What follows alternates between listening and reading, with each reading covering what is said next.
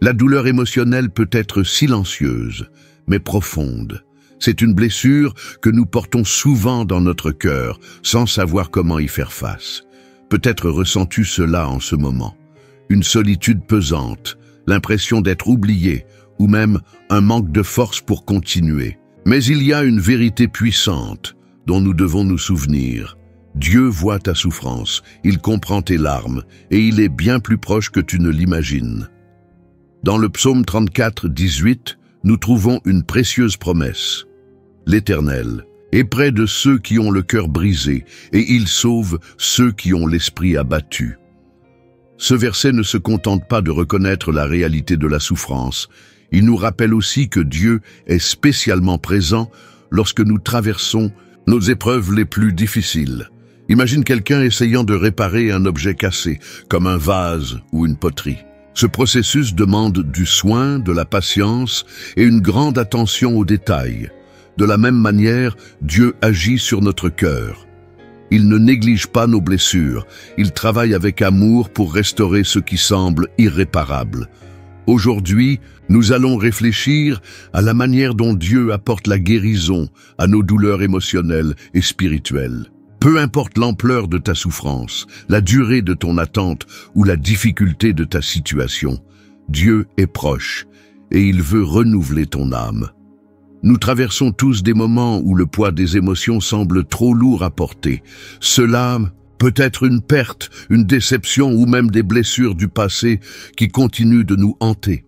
Ces douleurs ne sont pas seulement difficiles. Elles nous amènent parfois à nous demander si Dieu est vraiment avec nous au milieu de la souffrance. Ce que nous devons garder à l'esprit, c'est que la douleur émotionnelle et spirituelle n'est pas ignorée par Dieu. Il ne s'éloigne pas de nous dans ces moments-là.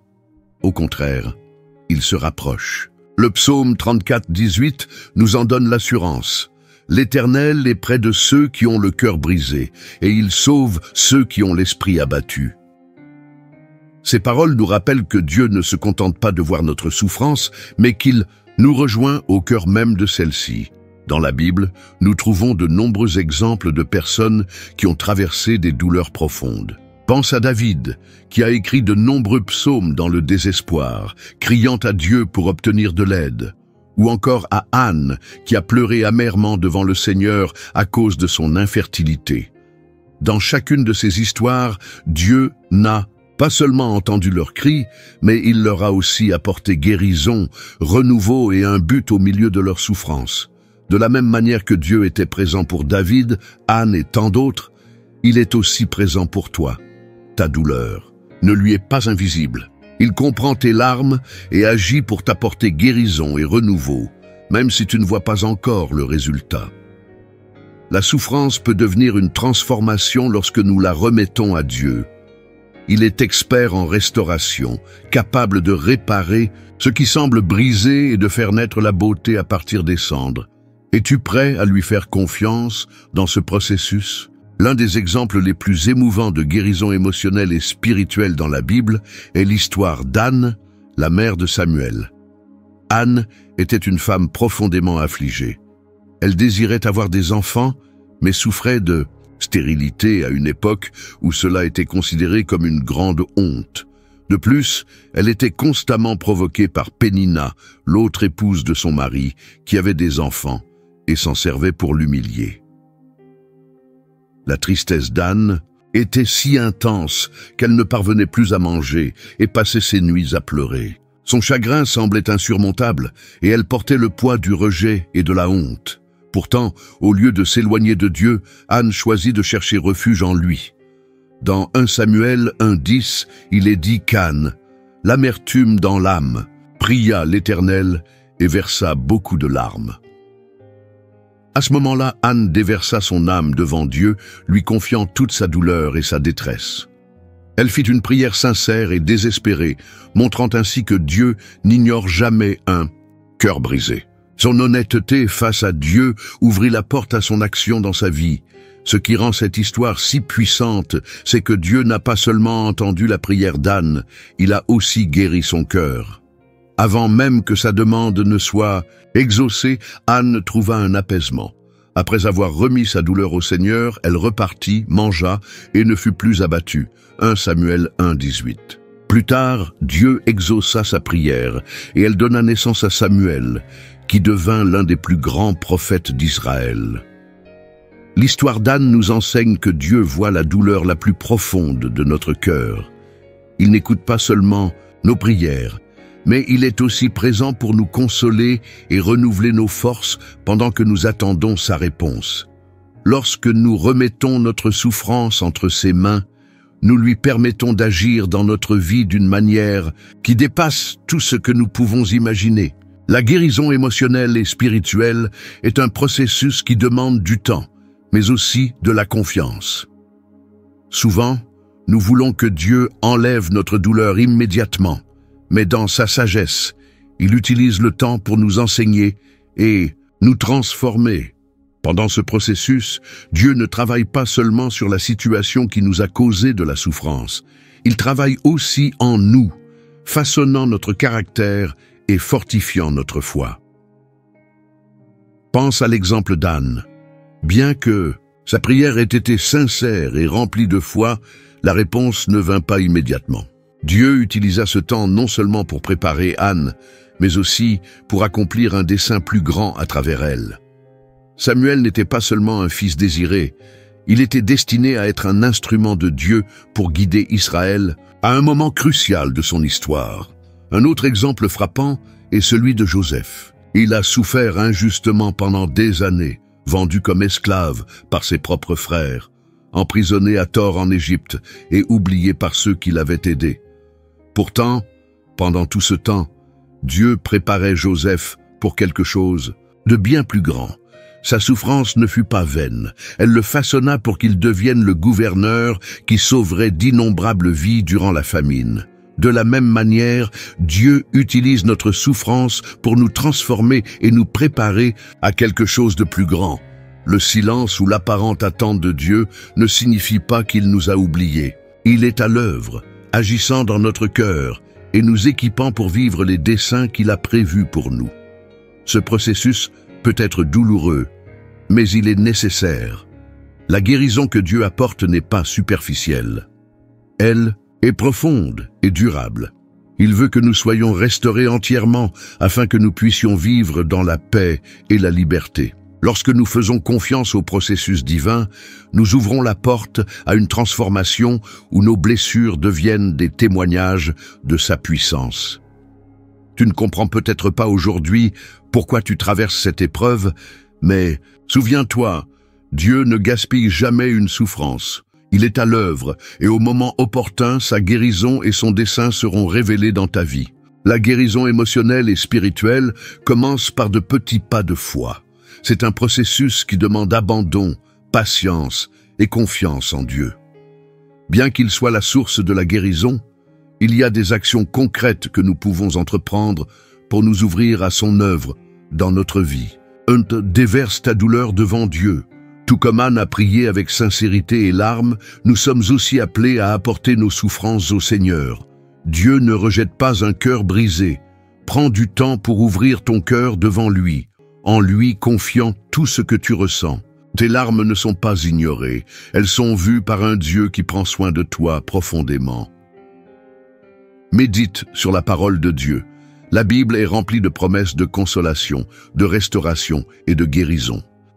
Des passages comme Psaume 34, 18 et Ésaïe 41, 10 nous rappellent que Dieu est avec nous dans nos luttes. En méditant sur les Écritures, nous permettons à sa vérité de renouveler notre esprit et de fortifier notre foi. Entoure-toi d'une communauté de foi. Ne traverse pas cette épreuve seule. Cherche des personnes qui peuvent prier avec toi, t'apporter du soutien et de l'encouragement. Dieu utilise souvent d'autres personnes pour nous transmettre des paroles de réconfort et de direction dans les moments difficiles. Autorise-toi à ressentir et à guérir. Guérir ne signifie pas ignorer la douleur. Il est important de reconnaître ses émotions et de permettre à Dieu de travailler en elles. Sois honnête sur ce que tu ressens, mais remets ces émotions entre les mains de Dieu en lui faisant confiance pour apporter la guérison. Loue Dieu même au milieu de la douleur. Louer Dieu dans les temps difficiles peut sembler difficile, mais c'est une manière puissante de renouveler notre perspective. La louange nous rappelle qui est Dieu, fidèle, aimant et capable de transformer toute situation. Fais confiance au timing de Dieu. La guérison peut ne pas arriver comme ou quand nous l'attendons, mais Dieu a un plan parfait. Tout comme il a agi au bon moment dans la vie d'Anne, de Joseph et de tant d'autres, il est aussi en train d'agir dans ta vie. Souviens-toi, Dieu veut ta guérison complète, tant émotionnelle que spirituelle. Il ne veut pas seulement soulager ta douleur, mais aussi la transformer en quelque chose qui glorifie son nom. Fais aujourd'hui un pas de foi en lui faisant confiance à chaque étape de ce processus. Le psaume 34, 18 nous offre l'une des promesses les plus réconfortantes des Écritures. L'Éternel est près de ceux qui ont le cœur brisé, et il sauve ceux qui ont l'esprit abattu. Ce passage nous rappelle que Dieu ne se contente pas de voir notre douleur. Il choisit d'être proche de nous dans nos moments les plus difficiles. Dans un monde où l'on peut souvent se sentir seul face à la souffrance, ce verset nous assure que nous ne sommes jamais réellement abandonnés. Dieu s'approche de nous avec compassion, offrant réconfort et force au moment où nous en avons le plus besoin. L'expression « cœur brisé » évoque une douleur si profonde qu'elle semble nous déchirer de l'intérieur. Pourtant, c'est précisément dans cet état de vulnérabilité que Dieu manifeste sa présence de manière spéciale. Il ne rejette pas ceux qui viennent à lui avec sincérité, et sa promesse de sauver ceux qui ont l'esprit abattu nous montre qu'il ne se contente pas d'apaiser nos blessures. Il nous offre une guérison complète. Cette promesse est renforcée par d'autres passages bibliques comme Ésaïe 57, 15, où Dieu déclare « Car ainsi parle le Très-Haut, dont la demeure est éternelle et dont le nom est saint. J'habite dans les lieux élevés et dans la sainteté.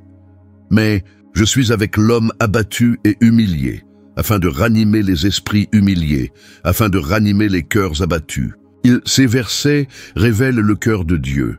Il ne cherche pas ceux qui se croient forts ou autosuffisants. Il s'approche de ceux qui reconnaissent leurs besoins de lui. Lorsque nous nous abandonnons à Dieu dans notre fragilité, il nous restaure, apportant renouveau et espérance. Si aujourd'hui tu ressens que ton cœur est brisé, souviens-toi de cette promesse. Dieu est proche. Il n'est pas indifférent à ta douleur. Au contraire, il travaille dans ton cœur pour t'apporter une guérison bien plus profonde que ce que tu peux imaginer. La guérison émotionnelle et spirituelle que Dieu offre n'est pas seulement un soulagement passager, elle fait partie d'un plan plus vaste qu'il a pour chacun de nous. Cette guérison ne vise pas uniquement à apaiser notre douleur, mais à nous transformer et à nous aligner sur le dessein qu'il a préparé pour notre vie. Lorsque nous regardons l'Évangile, nous voyons la manifestation ultime du désir de Dieu de guérir et de restaurer l'humanité. Jésus est venu pour briser les chaînes de la souffrance, du péché et de la séparation. Il a lui-même déclaré dans Luc 4, 18, 19 « L'Esprit du Seigneur est sur moi, parce qu'il m'a oint pour annoncer une bonne nouvelle aux pauvres. Il m'a envoyé pour guérir ceux qui ont le cœur brisé, pour proclamer aux captifs la délivrance et aux aveugles le recouvrement de la vue, pour renvoyer libres les opprimés, pour publier une année de grâce du Seigneur. » La croix est le plus grand symbole de l'amour et de la compassion de Dieu. Jésus n'a pas seulement porté les péchés du monde, mais aussi toutes nos souffrances et nos douleurs. Ésaïe 53, 4, 5. Il comprend nos blessures, car il les a lui-même endurées. Et par sa mort et sa résurrection, il nous offre une guérison qui dépasse la simple dimension physique. Il guérit notre âme et nous donne la possibilité de vivre en communion avec Dieu. Cette connexion avec le plan de Dieu nous rappelle que même au milieu de nos souffrances, il prépare quelque chose de plus grand pour nous. Il ne nous appelle pas seulement à recevoir la guérison, mais aussi à être des instruments de guérison dans la vie des autres. Tout comme Anne a consacré Samuel à Dieu et qu'il est devenu un prophète, Dieu peut utiliser notre histoire de restauration pour impacter et inspirer d'autres personnes. Si tu cherches la guérison aujourd'hui, souviens-toi, Ta douleur n'est pas la fin de l'histoire. Dieu est en train d'agir en toi pour transformer tes blessures en témoignages.